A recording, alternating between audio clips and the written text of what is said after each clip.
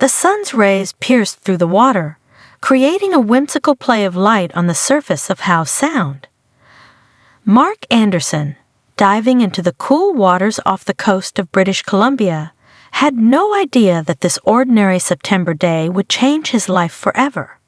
With over 10 years of diving experience, hundreds of dives, and thousands of underwater photos, nothing could have prepared him for the encounter that awaited.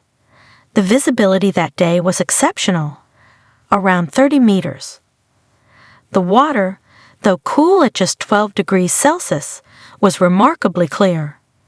Mark swam leisurely among the kelp forests, pointing his camera at bright sea stars scattered across the rocky bottom.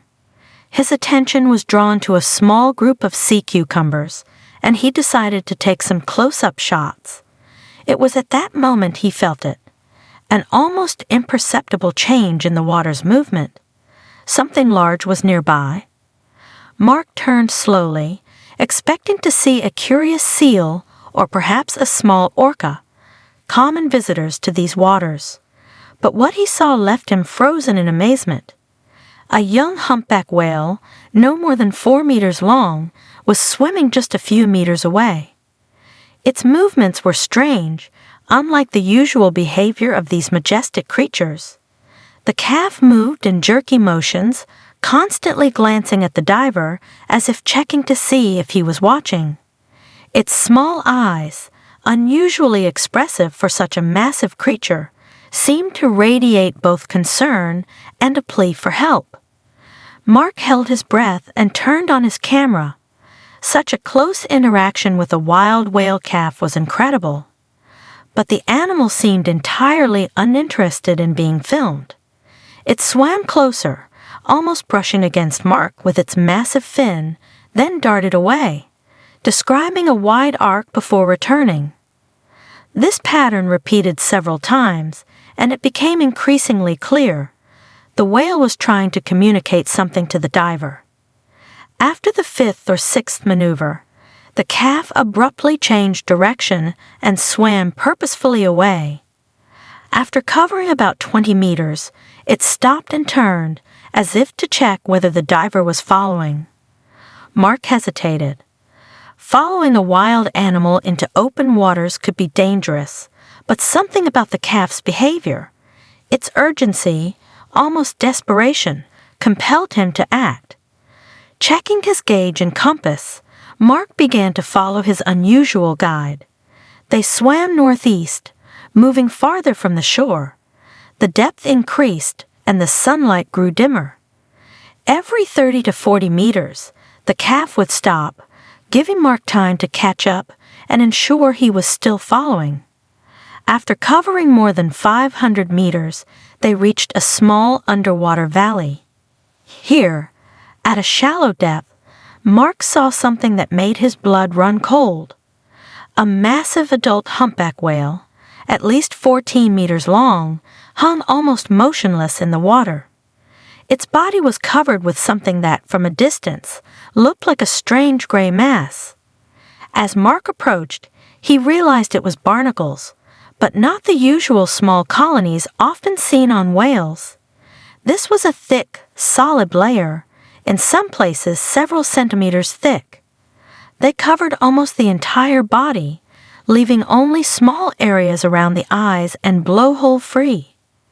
The calf swam to the large whale, presumably its mother, and began gently nudging her, as if trying to make her move. But the whale only weakly flicked its tail fin. Even through the water, Mark could see how labored and uneven her breathing was. Wasting no time, the diver approached cautiously. His hands trembled as he retrieved a titanium knife from his belt. He knew barnacles could be a sign of serious health problems in whales. Normally, the strong immune systems of these animals prevent parasites from multiplying to such an extent. Something had severely compromised the health of this majestic creature. Carefully approaching the whale's body, Mark began removing the largest clusters of barnacles. The work was painstaking and difficult. He had to be gentle enough not to injure the whale's skin, but still apply significant effort to dislodge the firmly attached parasites. The calf stayed close by, constantly circling and occasionally emitting low sounds that echoed through the water. The mother whale barely moved, occasionally blinking her enormous eye when Mark came into her field of vision.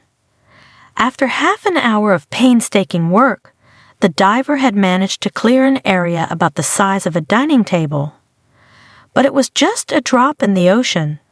The barnacles covered almost the entire massive body of the whale.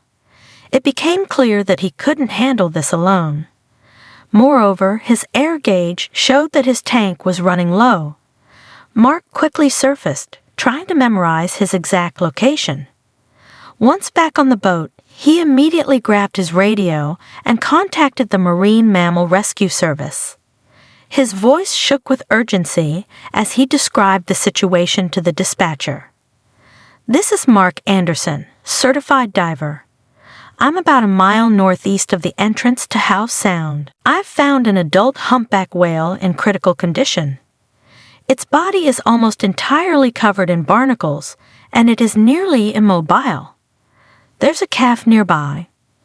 Fortunately, an experienced specialist was on the other end of the line. They asked a few clarifying questions about the whale's condition, approximate size, and depth before informing Mark that a rescue team would be on site within an hour. That hour felt like an eternity. Mark periodically dove with a mask to ensure the whales were still there. The calf seemed to understand that help was on the way. It stopped darting around and simply stayed close to its mother, occasionally touching her gently with its fin. A specialized marine mammal rescue vessel appeared on the horizon exactly 53 minutes later. On board was a team of 6, 2 veterinarians specializing in marine mammals, 3 rescue operations specialists, and a cetacean behavior expert.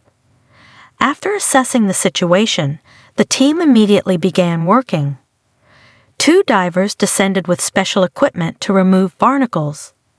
Their tools were far more effective than Mark's knife. They used hydraulic scrapers designed to remove parasites without harming the whale's skin. The work progressed slowly but steadily. Every hour, the divers rotated to conserve air. Mark, having received permission from the operation leader, joined the team to assist where he could. The calf remained nearby the entire time, watching the rescue efforts intently. When most of the barnacles had been removed, the veterinarians conducted a more thorough examination. What they discovered deeply concerned them. They noticed a small swelling on the whale's side, unusual for this species. An ultrasound scan, performed underwater using portable equipment, revealed the presence of a foreign object in the whale's stomach. After a brief consultation, the team decided to transport the whale to the nearest marine mammal rehabilitation center for immediate surgery. It was a complex and risky operation. The animal was in a weakened state, and any stress could be fatal. But there was no alternative. Without urgent surgical intervention, the whale's chances of survival were slim. Using a special inflatable pontoon and a tugboat, the whale was carefully transported to shore. The calf followed the vessel the entire way, never straying more than a meter. At the rehabilitation center, the veterinary team immediately began the operation. What they removed from the whale's stomach shocked everyone. A large piece of industrial fishing net saturated with toxic chemicals. A laboratory analysis revealed that the net had been treated with an especially harmful anti-fouling compound, including tributyltin, one of the most toxic pollutants in the marine environment. "This is a chemical time bomb," explained Dr. Chen, the lead veterinarian, showing Mark the lab results. When the whale ingested this piece of net, the chemicals began dissolving in its stomach acid. The toxins entered its bloodstream and accumulated in its fatty tissues, slowly poisoning its entire system. The monitors displayed the damage the toxins had caused to the whale's internal organs. The liver had swollen to nearly twice its normal size, its tissues inflamed. The kidneys were struggling to filter the toxins. The immune system had nearly shut down, allowing the massive barnacle infestation. Another 3 or 4 days at most, and the damage would have been irreversible. Dr. Chen shook his head, studying the blood analysis. The concentration of toxins had already reached a critical level. That's why she couldn't move properly. Her muscular system was partially paralyzed by the poison. If it hadn't been for the calf's remarkable intelligence and your timely help, we would have lost them both. Mark examined the piece of net under a microscope. Under the laboratory light, crystals of toxic substances were clearly visible, embedded in the synthetic fibers. These anti-fouling coatings were banned in the early 2000s because of their extreme toxicity, explained one of the lab technicians. But some unscrupulous manufacturers still use them, especially in countries with less strict environmental regulations. Over the next 3 weeks, the whale and her calf remained in a special rehabilitation pool.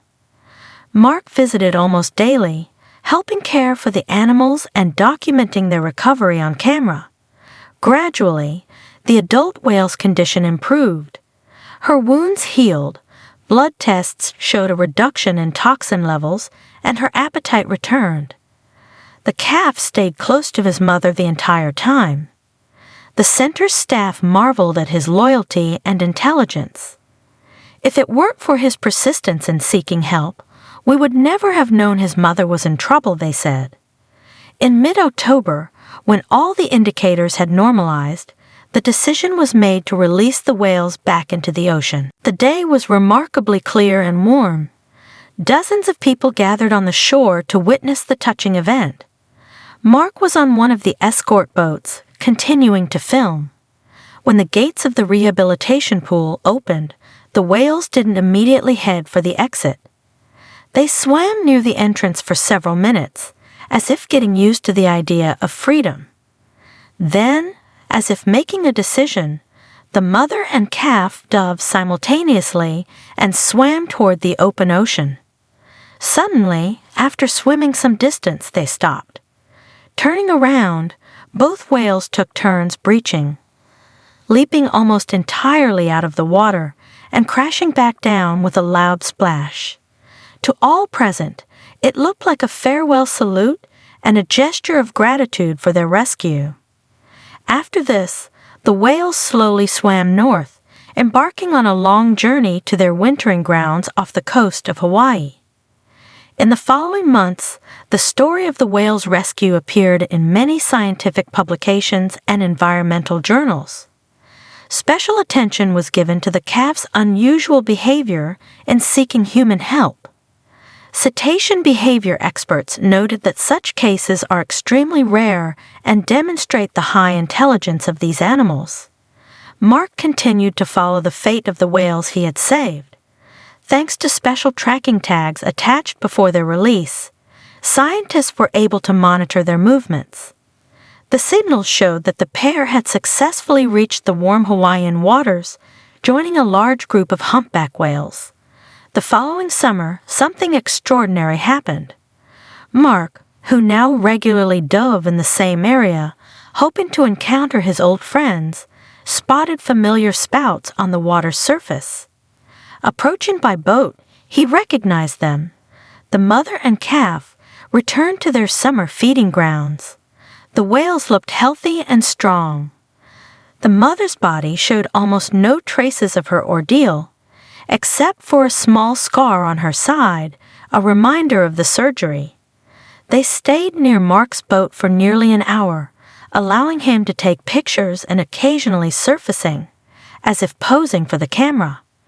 The calf, noticeably grown over the past year, even dared to come very close to the boat, gently touching it with his fin. This story became not only an example of a successful marine animal rescue, but also a reminder of how interconnected the lives of humans and ocean inhabitants are. Thanks to the compassion of one man and the professionalism of a rescue team, 2 magnificent creatures were given a second chance at life. For Mark, this incident marked a turning point in his career. He left his previous job and fully dedicated himself to the protection of marine mammals, joining the same rescue center that helped save the whales. Now he regularly participates in rescue operations, helping other marine creatures in distress.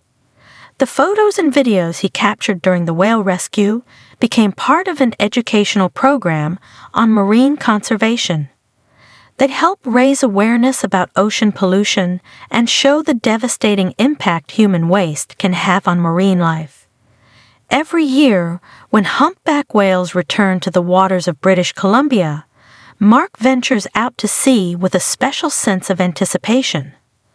While he knows the chances of encountering his whales again are slim, he never loses hope.